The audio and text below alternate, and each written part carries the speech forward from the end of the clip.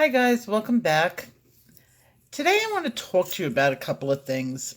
And while I'm sitting here relaxing and coloring, as you could see, and I'm demonstrating the color combinations that we worked on at the beginning of the week, having to do with cream, I wanted to talk to you about a condition called chromophobia. I've had a lot of people write to me in private and some in public too on the board, and they wanted to talk to me about an aversion to color. And it's giving them a lot of roadblocks when it comes to coloring. They want to be able to adult color, they want to be able to bring that color alive in the pictures. They actually have a fear of it. And I just wanted to acknowledge that fear. Chromophobia is not as rare as you might think, having an aversion to a particular color, and it's a conditioned response. The the color may remind you of something or associate with something, and it kind of gives you like a roadblock in in learning about the color. I just want to let you guys know there's more of you than you think. Now, I'm no psychologist, but I wanted to just relay a short story to you and how I got over it. I don't know if you've ever heard of it, but it's called tryptophobia. It's the fear of holes. Well, I don't have a fear of holes per se, but it's more like a icky feeling, like a creepy feeling when I see a lot of holes, like those pimple popping videos. Oh my god, it just like freaks me out. And those that frog video where the frogs like pop off of the mother frog's back, they're born in the holes in the mother's back. And also to um lotus pods. And I didn't even know I had this aversion to it. I mean, I'm not like walking down the street and I see a pothole and I want to run the other direction. It exists. I even remember when I was a child. Now, I grew up, I was a child in the 70s. And back in the 70s, any flower that you had in your house was either one, plastic, or two, dead. They were very into big bouquets of dried flowers. My mother loved these things. So we either had the plastic geraniums in my house or we had dead, ugly, dried flowers.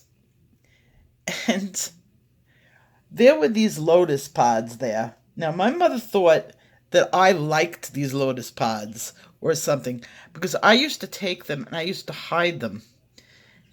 And then my mother would go out and get another one, and I would take it and hide it. And it was really funny because I didn't like them. I remember just having this discerning inside gut. I did not like them. I did not want them in my house, but I don't know why I used to hide the lotus flowers.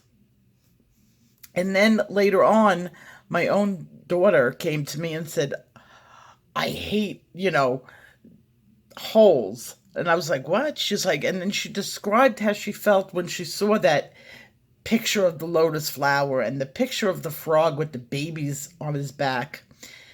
And I was like, So I did some research on how to get over that. And actually, it is to face your fear. So I started watching all those tryptophobia videos where they actually show you holes and picture, and they build you up so that like you get over it. And now I can honestly say I don't enjoy it when I see it, but I don't have an aversion. Like I don't get this gut reaction inside of me. And I think the same way must apply to color. It's not a fear of the color, it's just an aversion to the color. And there's nothing to get you over the hump than to face it. So If you have this fear of color or this aversion, you're always using your pale colors, you're always using your grays, and you kind of just avoid the big bright colors, what do? I'll pick up the red pencil, mix it with the yellow, and just do a little bit and build yourself up. Watch some happy, bright colored videos. Force yourself into it. And then it'll become conditioned inside of you that if you see it enough and deal with it enough, you'll be able to get over that hump and it'll become second nature to you. Now, you might not ever like fire colors or big bright colors. That could just be you. But you won't have that aversion. And I wouldn't say a fear because it's not really a fear. It's like you don't want to go near it. And that sometimes depresses your pictures. And then when you look at your pictures later on, you're like, there's something missing. Yes, bright colors. Bring that color into your world. So that was my word, my advice for the day. And I hope if you see yourself in this video, and I know you're out there because I've heard from you, face your fear and keep on coloring. I'll see you guys tomorrow. Take care. Bye-bye.